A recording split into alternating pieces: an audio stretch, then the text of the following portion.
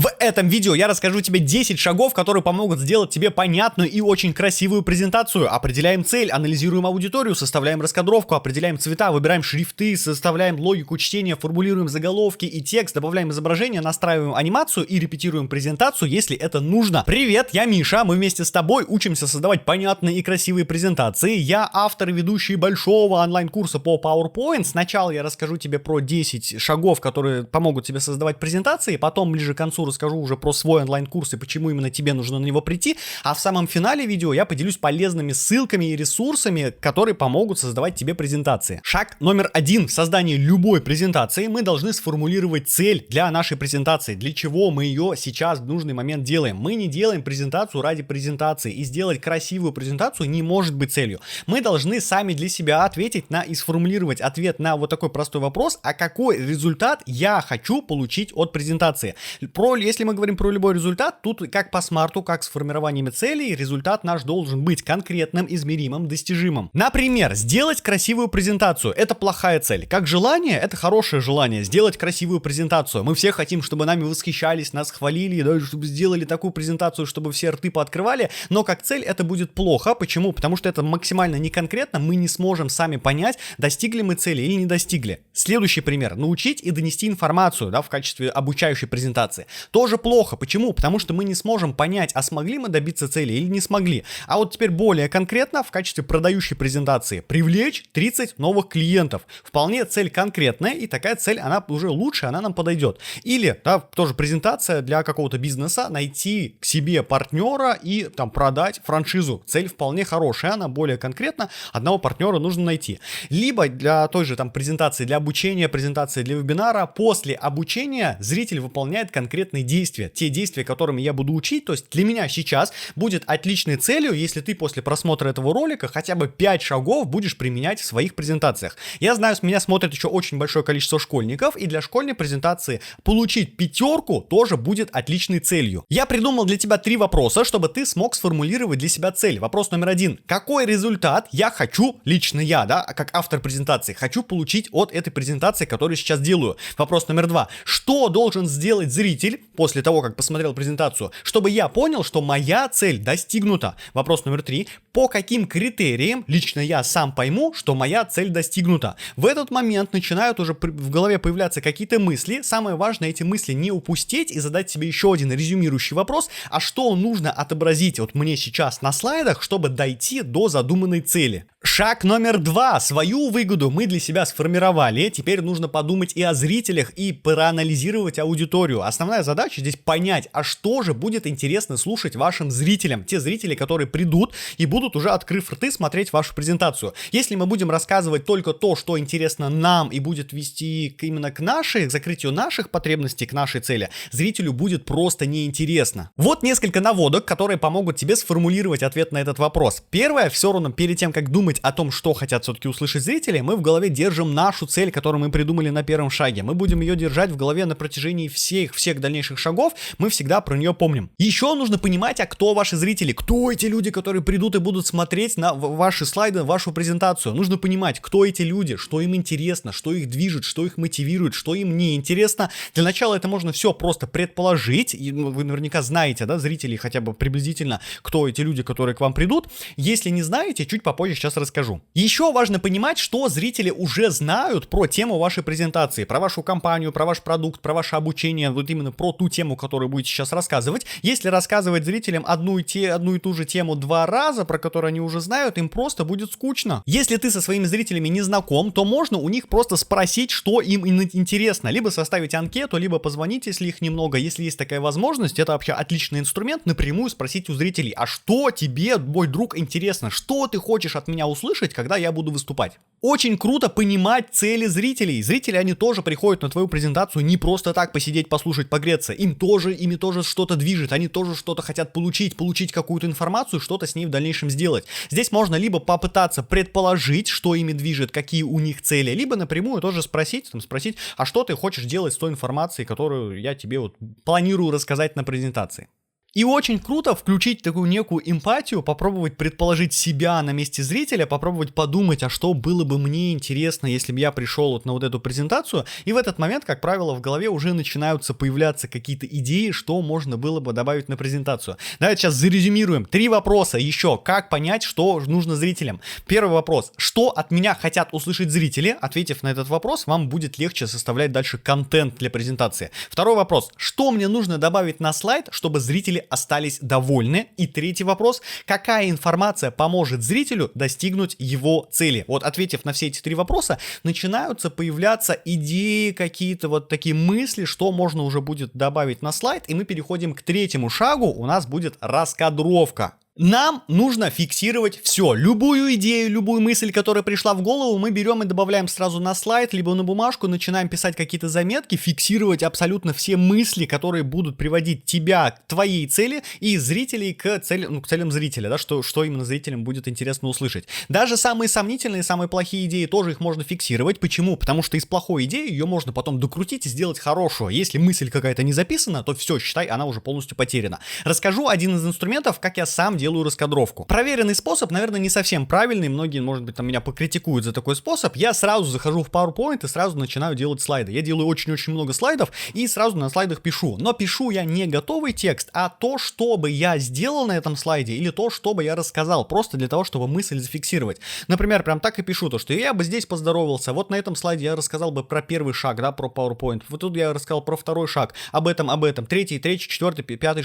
Если есть сценарий для выступления, это круто, это сильно облегчает задачу, потому что можно сценарий также разбить на много слайдов и потом уже к этим слайдам вернуться и их уже оформлять. В этот момент порядок совершенно не важен, потому что слайды в этот момент мы можем туда-сюда перетаскивать, для нас это не так страшно. Самое главное сейчас зафиксировать все возможные идеи, которые помогут нам достичь нашей цели, либо которые будут интересны зрителю. И вот таких 3 небольших советика, да, к раскадровке. Первое, это лучше ничего не упустить, лучше даже будет чуть-чуть лишнего, потому что мы в любой момент сможем какой-то слайд просто удалить и уже не боимся менять порядок. У нас сейчас уже постепенно начинает выстраиваться логика, и мы переходим уже к следующему, 4-му шагу, начинаем немножечко внедряться в оформление.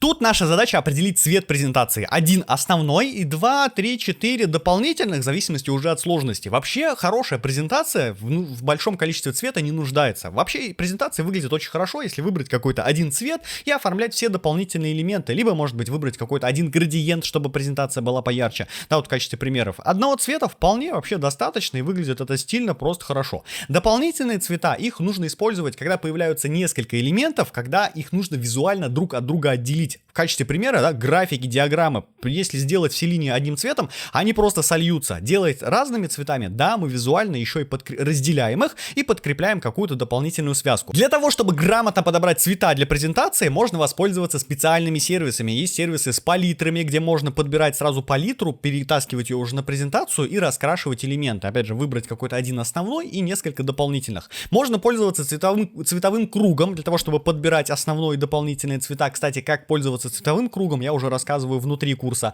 Можно пользоваться готовыми решениями, это когда сервисы вытаскивают цвета из фотографии, либо можем вытаскивать цвета из готовых слайдов, тоже можно такой вариант использовать. Либо можно пользоваться генератором, очень круто этот инструмент работает, особенно с градиентами, да, когда сложно самому предположить, а вот с помощью генераторов это получается прикольно. Ссылки на вот эти ресурсы я вот покажу в самом финале этого видео, так что смотри до конца. Еще очень важно про цвет, помним про контрастность, особенно цвет текста и цвет фона, любая буковка, любой текст должны очень хорошо читаться, поэтому нужно искать очень хорошую контрастность цвета текста по отношению к цвету фону. У цвета нет определенных тематик, то есть для любой школьной презентации, цвета, которые мы подбираем для школьной презентации, они будут же и хорошие для любой бизнес-презентации, нет определенных тем, но цвет очень хорошо передает настроение, про это тоже важно помнить. И еще нам важно выдерживать один стиль, если мы изначально выбрали какую-то цветовую палитру, ее же используем на протяжении всех слайдов, так у нас будет единый гармоничный стиль и будет красивая презентация.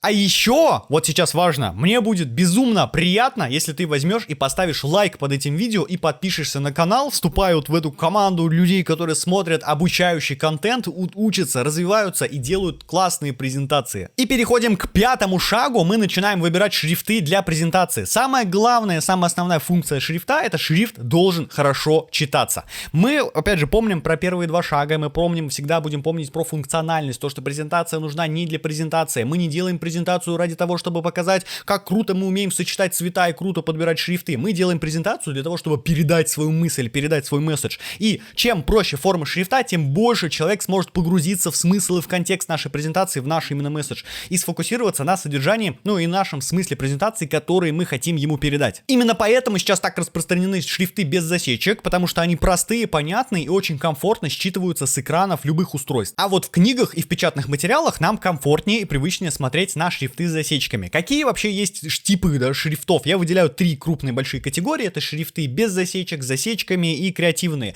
Если еще остается вопрос, а какие выбирать, выбирать нужно самые простые и легко читаемые. Еще очень важно про шрифт, помним, опять же, про цель презентации, не один раз еще я буду это повторять, помним про функциональность, и, как правило, авторы, они выбирают один какой-то шрифт, с которым им комфортно работать, которым им нравится, например, даже мне на ютубе много писали, что я часто использую Montserrat, шрифт очень хороший, очень комфортный, даже эта презентация им сделана, можешь его тоже скачать, или напиши в комментариях, какой твой любимый шрифт, какой ты используешь на своих презентациях. У шрифтов нет конкретных тем. Тот шрифт, который хорошо подойдет для школьной презентации 2 класса, он же будет хорошим и в любой презентации компании, и в любой бизнес-презентации, в любой бизнес-презентации продукта и для публичного выступления. Нет, у шрифтов нет определенных тематик, но важно помнить, что шрифт, он тоже передает настроение. И вот тут как раз-таки можно использовать и креативные, и шрифты с засечками для того, чтобы передать свою какую-то такую уникальную фишку. Это тоже можно использовать на презентации. И управлять можно начертанием для того, чтобы выделять какие-то элементы на слайде, управлять порядком чтения. Вместо начертания нам, наверное, привычнее использовать термин «жирность», и обычно вот как мы делаем презентации. У нас есть супер жирный заголовок, который бросается в глаза, чуть поменьше подзаголовок, еще поменьше, потоньше обычный текст, и еще маленькие там идут колонтитулы и нумерация страниц. Именно в таком порядке зрители прочитают этот слайд. И вот начертанием, жирностью букв мы подсказываем ему, в каком порядке ему нужно читать слайд. Таким образом, ему становится читать комфортнее. Самый, наверное, нормальный ресурс, где можно искать шрифты, это Google Fonts. Там такая огромная база, можно спокойно зайти, скачивать шрифты, поэтому пользуйся. И мы переходим к следующему шагу, 6-му. Мы начинаем формулировать заголовки и текст. На этом шаге у нас уже появляются наброски, нам уже более-менее понятно, в каком стиле, в каком оформлении у нас будет презентация, и мы начинаем еще дальше, еще больше погружаться в смыслы, мы начинаем перерабатывать, перечитывать текст. И наша основная задача — это оставить на слайдах только то из всех наших заметок, что будет интересно зрителю или что нас приведет к цели. Здесь мы должны помнить, что визуал, именно конкретно визуал на слайде, мы делаем не для себя, мы делаем для наших зрителей. И это очень большая, частая ошибка, когда автор делает презентацию для того, чтобы не сбиться с темы или для того, чтобы что-то не забыть. Нет, мы оставляем на слайдах только то, что будет интересно увидеть и прочитать зрителю. В качестве примера, вот недавнего своего личного примера, есть, например, вот такой текст. К сожалению, некоторые даже вот так иногда и оставляют, то, что кидают большой текст на слайды. Так делать ни в коем случае нельзя. Мы этот текст должны перечитать, прочитать, внедриться в него и вывести из него какие-то факты конкретные, которые мы выведем отдельной мыслью. Вот этот текст, если мы прочитаем, мы увидим здесь вот такие вот строчки. Эти строчки, все остальное, короче, можно вообще удалить. Потом мы их выделяем. Ну, я конкретно, да, их как делал, как я их выделил. Для того, чтобы были они более понятны для зрителя и были все в одном стиле, я их переписал. Потом мы эти блоки, уже 2, получается, блока текста, можем оформить под стиль презентации. Получается слишком захламленно. Я их разделил на 2 отдельных слайда, добавил иллюстрации, добавил анимацию, и вот что из этого большого блока текста получилось. Вот это получился первый слайд, вот такой необычный, да, как тебе, может в комментах написать. И вот такой, тоже второй слайдик, тоже получился с анимацией необычной. Помним, да, вот так изначально это выглядело, и вот получилось 2 таких приятных слайда. И вот еще несколько правил, которые помогут тебе сформулировать мысли на своих слайдах. Мы удаляем вообще все, если текст полностью дублирует нашу речь, мы его, вообще он такой текст не нужен. Или же блок текста не нужен ни нам, не нужен зрителю, такой блок вообще лучше убрать, не нужно захламлять свои слайды. Перерабатываем или переделываем, если у нас в одном блоке очень много текста, его невозможно прочитать, давай честно, никто не читает большие блоки текста. И также переделываем, перерабатываем, если текст мешает другим элементам. Если текста тоже очень много, остаются маленькие поля от краев слайда, если один текст налазит на другой, мешает другим элементам, конечно, такой тоже нужно переработать. И еще наша задача сформулировать четкие и понятные выводы, чтобы зритель прям моментально, когда только слайд увидел, он сразу его считал и понял, что мы хотим до него донести. И простые списки, алгоритмы, в качестве примера вот это, да, я бы не стал добавлять большой объем текста, большинство все же свои речи я проговариваю, а для тебя, как для зрителя, я уже вывожу только самые важные тезисы, чтобы они просто в глазах сфотографировались и все остались у тебя в голове. И следующий у нас шаг, у нас уже идет 7-й шаг, мы составляем логику чтения. Этот шаг можно делать одновременно вместе с 6-м, и, в принципе, это даже не то чтобы шаг, просто важно и нужно знать некоторые правила, некоторые принципы, как люди читают слайд, для того, чтобы сделать комфортный и понятный для чтения слайд, как его правильно оформить. Всю информацию мы с тобой, все зрители, мы ее считываем слева направо и сверху вниз. Вот в качестве примера есть такой вот шикарнейший слайд, мне он очень нравится, да, вот прям классный очень пример. Есть два типа верстки, есть F-образная и T-образная. F-образная — это слева направо и сверху вниз. Когда у нас заголовок получается слева сверху, потом у нас все идет выравнивание по левому краю, и фотографии, все элементы, они тяготеют к левому краю, и мы в таком формате читаем, да, именно слева направо, и также в основном сверху вниз. Т-образная верстка — это некая симметричная верстка, когда у нас тоже заголовок самым вверху, тоже идет в основном, идет сверху вниз логика чтения, но у нас появляется некая симметрия с одинаковыми отступами, ну и зеркальный слайд у нас получился. Когда мы понимаем и соблюдаем эту логику, мы просто зрителю помогаем читать слайд. И вот есть еще несколько элементов, каким образом влиять на порядок чтения на слайде. Тут уже понятно, я думаю, да, мы проговорили. Размер, начертание, расположение текста очень сильно влияет на порядок слайда, чтение слайда. Есть еще несколько элементов, которые выделяют элементы на слайде, да, чтобы они кинулись в глаза нашему зрителю. Можно выделять каким-то цветом, можно выделять фигурами в отдельную в рамочку, в контур какой-то внести, сразу бросается в глаза. Можно выделять некоторыми стрелками на что-то указывать или привлекать внимание анимацией. Если у нас объект движется на слайде, то это очень сильно заметно, да, например, как сейчас. Когда мы знаем, понимаем вот эти правила, эти принципы, это помогает нам в двух вещах. Во-первых, мы создаем понятный и комфортный слайд для чтения, то, что зритель, он моментально быстро будет ориентироваться, то есть ему не нужно тратить время для того, чтобы сориентироваться, он сразу его считает. И мы можем еще управлять вниманием и вот этой логикой чтения зрителя. То есть поэтому знай это и тоже используй в своей работе. У нас следующий шаг, 8-й. Мы начинаем добавлять изображения, подходящие по стилю, настроению и смыслу. Что мы вообще можем использовать в качестве изображения на слайдах? Первое, что в голову приходит, обычные фотографии. Потом мы можем использовать иллюстрации, какие-то готовые искать в интернете. Мы можем использовать анимацию в виде GIF, на слайды добавлять для того, чтобы разнообразить. Можем даже добавлять видео для того, чтобы дополнительно что-то продемонстрировать. Более важно не то, что мы можем добавлять, а по каким критериям. Важно добавлять только качественные фотографии с высоким разрешением, чтобы не было вот этих замыленностей и всякой вот этой ерунды. С открытыми авторскими правами, не те, что в Яндексе, в Google на первых строчках с вводными вот этими символами и словами. Фу, так нельзя делать. Только качественные фотографии с очень качественных фотостоков. Фотографии идеально, когда подходят по цвету, вообще подобраны в едином стиле для всей презентации. Так презентация выглядит очень гармоничной. И еще здорово, когда они подобраны к цветовому оформлению и элементов, и в целом, да, вписываются во весь стиль презентации. Еще фотографии и изображения, они больше передают настроение, чем цвет и чем текст, тоже это важно помнить, эмоции вот эти, чтобы вы как зритель, как автор передали. И фотографии также должны передавать суть вашей презентации, то, что на слайде расположено, должно и описывать как-то на фотографии. И следующий шаг номер 9. Начинаем настраивать анимацию только в презентации для публичного выступления. Тут важно действительно задать себе несколько вопросов перед тем, как делать анимацию. А зачем она вообще нужна? А нужна ли? А нужно ли тратить на нее время и вот ее сейчас вот настраивать? Действительно, в большинстве случаев анимация, она не нужна. Но вот в презентациях для выступления, для вебинара, в обучающих презентациях анимация действительно заходит. И даже вот сейчас в этом видеоролике у меня вот эта там часть, она вся сделана в PowerPoint. Выглядит, согласитесь, вполне интересно, необычно. Анимация нам с тобой помогает поэтапно раскрывать материал. Помогает, да, вот так вот, когда у меня есть большой список вот сейчас, я сразу не показываю его тебе, весь этот список, а просто пошагово его раскрываю, причем полностью эти этапы контролирую.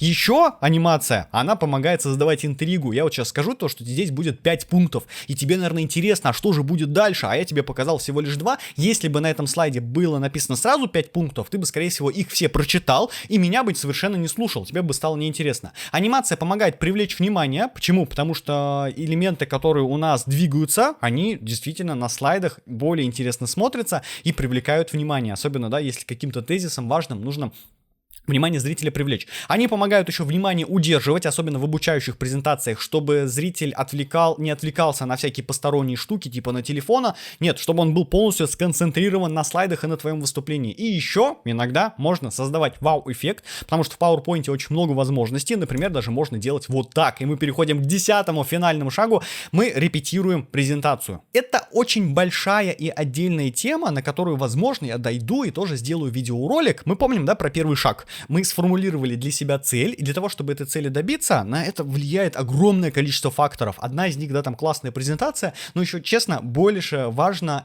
формат выступления, насколько ты готов к этому выступлению, насколько круто ты сможешь его выступить. Это тоже нужно заранее продумывать интерактивы, вопросы и заранее готовиться. Наверное, вот, да, вкратце расскажу, как круто выступить. По опыту расскажу, самый крутой инструмент для того, чтобы круто выступить, это подготовка. Ничего лучше, ничего сильнее не влияет. Я вот эту презентацию, которую сейчас тебе рассказываю, я ее до записи видео проговорил раз 5. Именно поэтому я сейчас выдерживаю такой темп речи, это видео никак не ускорено, я вот реально на эту камеру с такой скоростью разговариваю. Подготовить план выступления, если вдруг в голове никак не получается все это дело удержать, просто можно взять какой-нибудь там стикер, написать себе план 1, 2, 3, 4, про что нужно рассказывать, и уже выходить, и просто в кармане где-то этот план держать. Сценарий брать с собой ни в коем случае нельзя, это будет скучно, уныло, неинтересно. Придумывать вопросы для взаимодействия со зрителями. Как ты считаешь, да, там, что вы думаете? Задавать зрителям вопросы, это очень круто, это можно делать. Либо придумывать опросы, это когда идет не один вопрос, а там чик-чик-чик, там по очереди всех спросить, как правило, это более конкретные вопросы, да, а сколько, а как вы, вот, взяли там несколько ребят, опросили. Вот, и я рассказал тебе 10 самых основных шагов, которые помогут сделать тебе понятные и красивые презентации. Если эта тема тебе очень интересна, если ты хочешь большего погружения в тему, хочешь делать упражнения, хочешь тренироваться на слайдах, приглашаю тебя на большой онлайн-курс по PowerPoint. Это мой курс, который я составил, это 9 модулей, по которым я тебя по всем проведу. Мы в каждый этот шаг еще более подробно погрузимся, ты будешь делать упражнения, повторять сложные элементы, проходить тесты, отправлять мне слайды на разбор, видеоразбор, вот так вот буду сидеть, разбирать твои слайды. Поэтому, если тебе интересно, переходи по ссылке в описании, там есть подробное описание программы, цены, и уже там же на сайте можно подключиться, буду тебя обязательно ждать. Ну и как в самом начале обещал, супер полезные ссылки, это цвет, фотографии, шрифты, иллюстрации, гифки, которые помогут тебе подобрать и делать презентации еще более интересными и более необычными. Я думаю, я все эти ссылки приложу в описании, поэтому ты их там можешь скопировать. В следующем видео, которое когда-нибудь выйдет на этом канале, я расскажу тебе про 10 самых типичных, самых частых ошибок, которые допускают начинающие дизайнеры, когда создают презентации, поэтому подписывайся на канал, чтобы ничего не пропустить, поставь лайк, если тебе понравилось это видео. Спасибо. Пока.